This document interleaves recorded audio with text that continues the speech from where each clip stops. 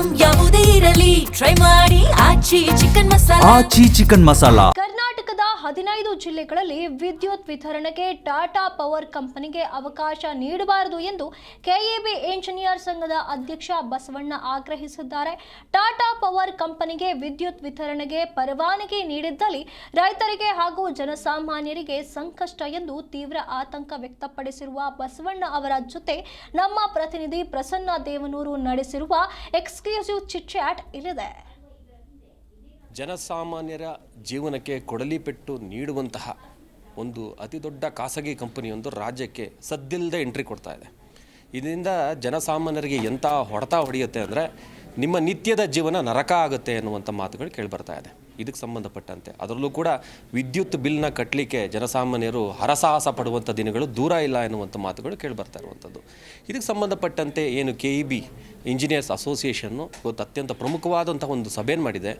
ಜನಸಾಮಾನ್ಯರ ಜೀವನ ಯಾವ ರೀತಿ ಕಷ್ಟಕ್ಕೊಳಗಾಗುತ್ತೆ ಅನ್ನೋದನ್ನು ಅಧ್ಯಕ್ಷರಾಗಿರುವಂಥ ಬಸವಣ್ಣವರೇ ನಮ್ಮ ಜೊತೆ ಹೇಳ್ತಾರೆ. ಸರ್, ಟಾಟಾ ಎಂಬ ಒಂದು ದೊಡ್ಡ ಕಂಪನಿ ರಾಜ್ಯದಲ್ಲಿ ಸದ್ದಿಲ್ಲದೆ ಎಂಟ್ರಿ ಕೊಟ್ಟು ಜನಸಾಮಾನ್ಯರ ಜೀವನದಲ್ಲಿ ಬಿರುಗಾಳಿ ಎಬ್ಬಿಸಲಿಕ್ಕೆ ಸಿದ್ಧ ಆಗಿದೆ ಅನ್ನುವಂಥ ತಮ್ಮ ಮಾತು. ಯಾವ ರೀತಿ ಇಂಪ್ಯಾಕ್ಟ್ ಆಗುತ್ತೆ ಜನಸಾಮಾನ್ಯರ ಜೀವನದ ಮೇಲೆ?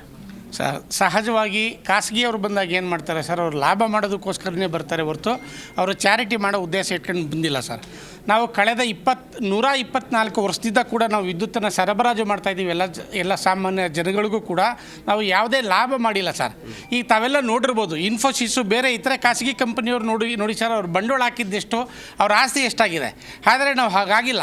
ಇಷ್ಟು ವರ್ಷ 126 ವರ್ಷ ನಾವು ಕೆಲಸ ಮಾಡ್ಕೊಂಡು ಬಂದರೂ ಕೂಡ ಇವತ್ತು ಸಾಲದಲ್ಲೇ ಇದ್ದೀವಿ. ಯಾಕೆ ನಾವು ಸಾಲದಲ್ಲಿದ್ದೀವಿ ಅಂದರೆ ಜನಸಾಮಾನ್ಯರಿಗೆ ನಾವು ಮೂಲಭೂತ ಸೌಕರ್ಯಗಳನ್ನು ಏನು ಕಲ್ಪಿಸ್ತಾ ಇದ್ದೀವೋ, ಈ ನಮಗೆ ಲೈನ್ ಇರ್ಬೋದು, UG ಕೇಬಲ್ ಇರ್ಬೋದು, ಟ್ರಾನ್ಸ್ಫಾರ್ಮರ್ ಇರ್ಬೋದು, ಸ್ಟೇಷನ್ ಇರ್ಬೋದು, ಇದಕ್ಕೆಲ್ಲ ನಾವು ಹೆಚ್ಚು ಸಾಲಗಳನ್ನು ಮಾಡಿ ನಾವು ಇದನ್ನೆಲ್ಲ ಕ್ರಿಯೇಟ್ ಮಾಡಿದ್ದೀವಿ ಸರ್. ಈ ಮೂಲಭೂತ ಸೌಕರ್ಯಗಳನ್ನು ಕಲ್ಪಿಸಿದ್ದೀವಿ ಸರ್.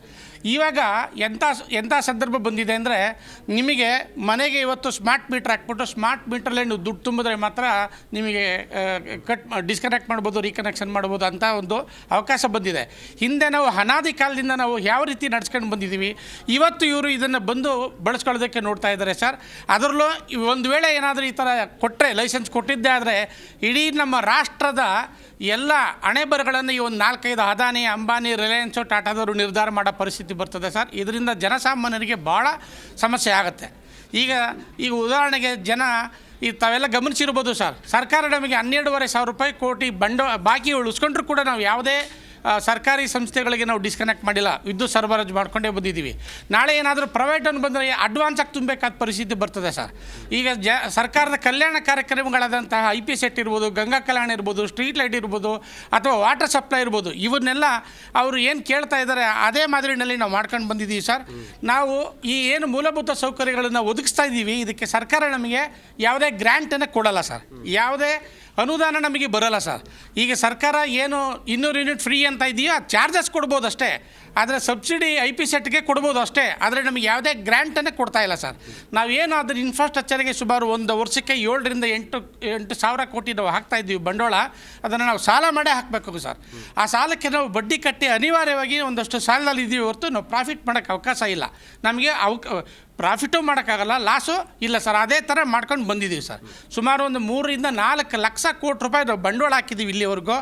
ಇದರಿಂದ ಒಂದು ವೇಳೆ ನಮ್ಮ ಹತ್ರನೇ ಇದ್ರೇನಾಗುತ್ತೆ, ಸರ್ಕಾರದ ಅಡಿಯಲ್ಲೇ ಇದ್ರೇನಾಗುತ್ತೆ ಅಂದರೆ, ಸರ್ಕಾರ ಮತ್ತು ಅಂಬೇಡ್ಕರ್ ದೇಹದೋಷಗಳೇನಿದೆಯೋ ಅದನ್ನೆಲ್ಲ ಮಾಡ್ಬೋದಾಗುತ್ತೆ ಸರ್. ಎಲ್ಲ ಗ್ರಾಮೀಣ ಭಾಗದಲ್ಲಿ ಇರ್ಬೋದು, ಅಥವಾ ಯಾರು ಹಿಂದುಳಿದವರು ಇರ್ಬೋದು, ನಿರ್ಗತಿಕರು ಇರ್ಬೋದು, ಇವರು ಯಾರ್ಯಾರು ಅವಕಾಶಗಳಿಂದ ವಂಚಿತರಾಗಿರ್ತಾರೋ ಅವ್ರಿಗೆಲ್ಲ ಸರ್ಕಾರ ಅವಕಾಶ ಮಾಡಿಕೊಡ್ತದೆ. ಅಂಬೇಡ್ಕರ್ ಅವರ ಪ್ರತಿಪಾದನೆ ಮಾಡಿರ್ತಕ್ಕಂಥ ಒಂದು ಈ ಮೀಸಲಾತಿ ಇದೆಯಲ್ಲ ಸರ್, ಇದ್ರ ಮುಖಾಂತರ ಐಡೆಂಟಿಫೈ ಮಾಡಿ ಅವ್ರಿಗೆಲ್ಲ ಅವಕಾಶ ಮಾಡಿಕೊಡೋದಕ್ಕೆ ಇದೆ ಸರ್, ಪ್ರಾವಿಷನ್ ಇದೆ. ಒಂದು ವೇಳೆ ಪ್ರೈವೇಟ್ ಅವ್ರು ಬಂದರೆ ಇದಕ್ಕೆ ಕೂತ್ ಬರ್ತದೆ ಸರ್. ನೋಡಿದ್ರಲ್ಲ, ಇದು ಜನಸಾಮಾನ್ಯರೇ ನಿಮ್ಮ ಕೈನಲ್ಲಿದೆ, ನಿಮ್ಮ ಬೆರಳ ತುದಿಯಲ್ಲೇ ಇದೆ. ಈ ಥರದ ಒಂದು ಅನಾಹುತ ಆಗೋಕ್ಕನ್ನ ತಡೀಲಿಕ್ಕೆ ಶಕ್ತಿ ನಿಮ್ಮ ಕೈನಲ್ಲೇ ಇದೆ. ತಾವು ನೇರವಾಗಿ ಇದೊಂದು ಅಬ್ಜೆಕ್ಷನ್ನ ಸಲ್ಲಿಸೋದ್ರ ಮೂಲಕ ಎಲ್ಲರೂ ಇರ್ರಿ, ನಿಮ್ಮ ಇದರಲ್ಲಿ ಸಂಬಂಧಪಟ್ಟಂತೆ ನೀವು ಇಂಟರ್ನೆಟ್ಟಲ್ಲಿ ಹೋಗಿ KERC ವೆಬ್ಸೈಟಿಗೆ ಹೋಗಿ ಅಲ್ಲಿ ತಮ್ಮ ಅಬ್ಜೆಕ್ಷನ್ ಯಾಕೆ ಮಾಡ್ತಾ ಇದ್ದೀರಿ, ಇದು ಯಾತಕ್ಕೆ ಬೇಡ ಅಂತೇಳಿ ಉಲ್ಲೇಖ ಮಾಡಿದ್ರೆ ಮುಂದಿನ ದಿನಗಳಲ್ಲಿ ಈ ಒಂದು ಖಾಸಗಿ ಕಂಪನಿ ನಮ್ಮ ರಾಜ್ಯದ ಒಂದು ಹಿಡಿತ ಸಾಧಿಸೋದನ್ನು ತಪ್ಪಿಸ್ಬೋದು. ಮುಂದಿನ ದಿನಗಳಲ್ಲಿ ತಮ್ಮ ಏನು ಬಿಲ್ನ ಸುಡೋದನ್ನು ತಪ್ಪಿಸ್ಬೋದು. ಹಾಗಾಗಿ ಎಲ್ಲ ಜನಸಾಮಾನ್ಯರು ಎಚ್ಚೆತ್ತುಕೊಳ್ಬೇಕು ಎನ್ನುವಂಥ ಅನ್ನುವಂಥ ಒಂದು ಮನವಿಯನ್ನು ಮಾಡ್ತಾ ಇದ್ದಾರೆ. ಹಾಗಾಗಿ ಜನಸಾಮಾನ್ಯರು ಎಚ್ಚೆತ್ತುಕೊಂಡು ಇದಕ್ಕೊಂದು ಕೈ ಜೋಡಿಸುವಂಥ ಒಂದು ರಿಕ್ವೆಸ್ಟನ್ನು ಮಾಡ್ತಾ ಇದ್ದಾರೆ. ಮುಂದೆ ಏನಾಗುತ್ತೆ ಅನ್ನೋದನ್ನ ನಾವು ಕೂಡ ಕಾದು ನೋಡಬೇಕಾಗುತ್ತೆ. ಕ್ಯಾಮರಾ ಪರ್ಸನ್ ನಾಗರಾಜ್ ಜೊತೆ ಪ್ರಸನ್ನ ದೇವನೂರ್, ಜಿ ಕನ್ನಡ ನ್ಯೂಸ್, ಬೆಂಗಳೂರು.